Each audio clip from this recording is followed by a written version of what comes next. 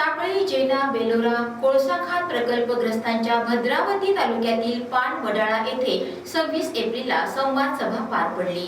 या संवाद सभेला रमेश राजूरकर, पान वडाळाचे सरपंच प्रदीप महाकुलकर, धनंजय पिंपळशेंडे, अशोक हजारे, विजय वानखेडे, नरेंद्र जीवतोडे, प्रशांत डाखरे, पवन एकरे, राकेश तालावार,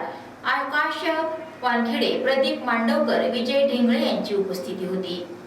औरोबिंदो रियालिटी इन्फ्रास्ट्रक्चर लिमिटेडच्या पानवडाळा, टाकळी, जेना, बेलोरा, डोंगरगाव, खडी, किलोणी, कांसा, शिरपूर उत्तर आणि दक्षिण कोळसा खाणींसाठी होणाऱ्या भूसंपादन, पुनर्वसन आणि रोजगार विषयक मागण्यांसंदर्भात ओबीसी प्रकल्पग्रस्तांनी बोलवलेल्या महापंचायत आणि संवाद सभेला प्रमुख उपस्थिती दर्शवत ही महापंचायत प्रकल्पग्रस्तांच्या न्याय लढ्याचे रणशिंग फुंकणारी असून संबंधित ओबीसी आणि अन्य प्रकल्पग्रस्तांना त्यांचे न्याय्य हक्क मिळवून दिल्याखेरीज स्वस्थ बसणार नाही असा निर्धार राष्ट्रीय मागासवर्गीय आयोगाचे अध्यक्ष आणि पूर्व केंद्रीय गृहराज्यमंत्री हंसराज अहिर यांनी व्यक्त केला।